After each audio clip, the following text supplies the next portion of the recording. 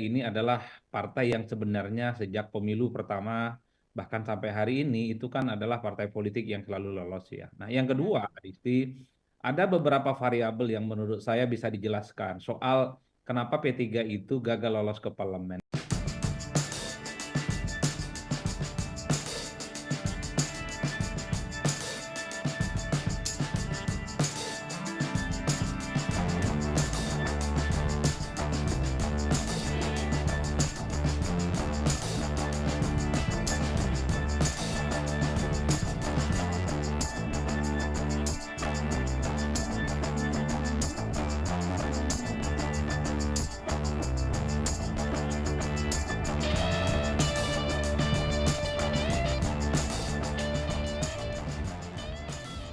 Ini adalah partai yang sebenarnya sejak pemilu pertama bahkan sampai hari ini itu kan adalah partai politik yang selalu lolos ya. Nah, yang Mhm. kedua, Adisti, ada beberapa variabel yang menurut saya bisa dijelaskan soal kenapa P3 itu gagal lolos ke parlemen. Pertama, memang ini semacam kegagalan membaca bonus demografi politik di internal P3.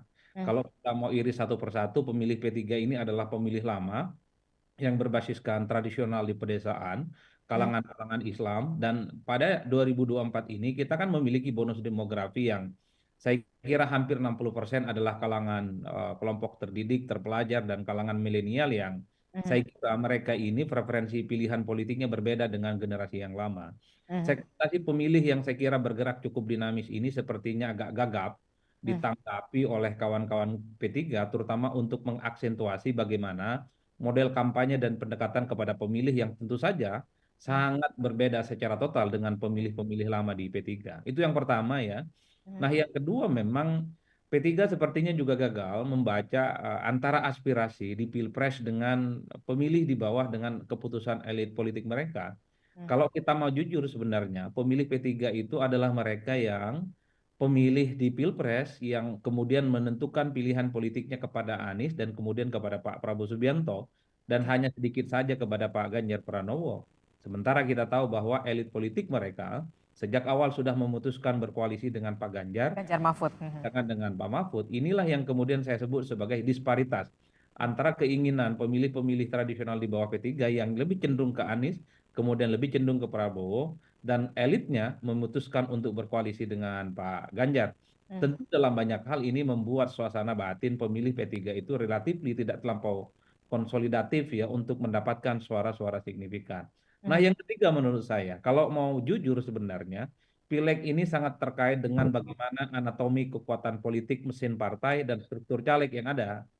Nah, P3 caleg-calegnya ini sepertinya tidak terlampau mentereng seperti partai-partai yang lain, seperti Golkar, seperti PDIP, seperti Mhm. Gerindra, atau partai-partai yang sudah lolos ke parlemen. Mhm. Mestinya memang caleg yang dimainkan adalah mereka yang sebenarnya memiliki kaki-kaki politik yang kuat dan bahkan di daerah satu pemilihan itu diterjunkan begitu banyak caleg yang tujuannya adalah untuk mendapatkan suara satu kursi minimal, tentu dengan menerjunkan caleg-caleg yang memiliki karakter pejuang, vote getter, dan bisa mendulang suara.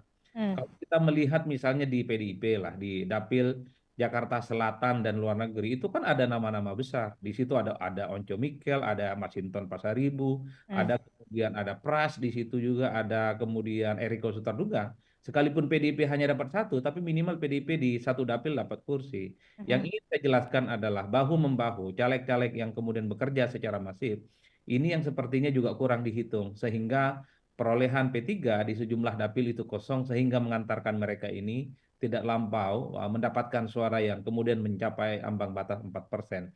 Saya kira di situ potret sekilas ya bahwa kenapa P3 ini kemudian dinyatakan tidak lolos oleh Ah. KPU karena belum mencapai ambang batas parlemen 4%. Tapi kita tunggu apakah gugatan hasil pemilu ke Mahkamah Konstitusi justru akan membuat P3 yang suaranya katanya hilang di 18 daerah pemilihan Mhm. kembali rebound, kembali didapatkan sehingga partai ini bisa lolos ke parlemen.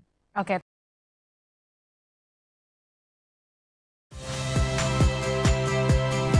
Saya Rahmat Ibrahim.